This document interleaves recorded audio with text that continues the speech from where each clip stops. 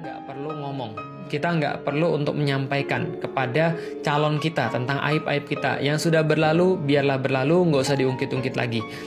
Hanya saja teman-teman sekalian, perlu saya sampaikan, nikah itu kayak sebuah akad.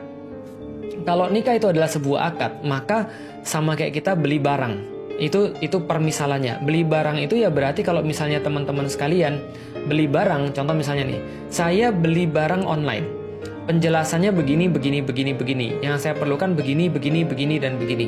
Ternyata ketika saya sudah terima barang, lantas barang itu tidak sesuai dengan apa yang saya minta. Maka terjadi cacat dalam akadnya. Karena yang terjadi adalah sesuatu yang saya dapat bukan yang saya inginkan. Bahkan bisa terjadi batal dalam akadnya karena ada orang yang sudah menyalahi akad. Jadi gini, yang boleh adalah saya pengen beli kamera, misalnya taruhlah speknya begini.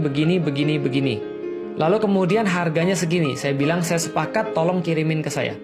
Tiba-tiba ketika saya dapat kameranya, ternyata speknya nggak sama, harganya tetap sama. Berarti itu kan penipuan dong. Berarti ini akadnya batal. Saya boleh mengembalikan kemudian barangnya ini, lalu kemudian saya minta barang yang sama. Kalau tidak kemudian bisa diberikan barang yang sama, berarti dia harus mengembalikan uang saya. Ini terjadi dalam pernikahan. Ada orang-orang tertentu yang di zaman Rasulullah itu dinikahi kemudian langsung dikembalikan. Bahkan Rasulullah pun juga pernah menikahi seseorang perempuan, lalu setelah menikah langsung dikembalikan pada orang tuanya. Kenapa? Ya Allah misal, yang jelas ada hal-hal yang membuat Rasulullah mengembalikan dan itu syar'i. Nah ini yang kita katakan sebagai akad itu penting banget. Jadi ada yang pertama, yaitu adalah kita nggak usah ngungkit-ngungkit yang sudah berlalu biarlah berlalu. Tapi ada pendapat yang kedua yang harus ngomong. Saya termasuk yang mana? Saya mengasih Anda sebuah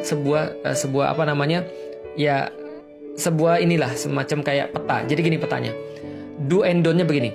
Kalau seorang laki-laki menurut dia bahwa keperawanan itu sangat penting, atau misalnya menurut dia bahwa virginitas itu sangat penting, berarti dia harus tanya pada perempuan itu dan perempuan itu wajib menjawabnya. Karena itu menurut dia sangat penting. Bagi saya secara pribadi itu sangat penting. Maka saya tanya pada Ummu Alilah. Mohon maaf, saya tahu kamu terjaga banget. Tapi mohon maaf, ini untuk menenangkan saya, untuk membuat saya yakin. Mohon maaf, apakah kamu pernah berhubungan dengan orang yang lain? Dalam arti berhubungan intim. Dia jawab, tidak. Jangankan berhubungan dengan orang yang lain,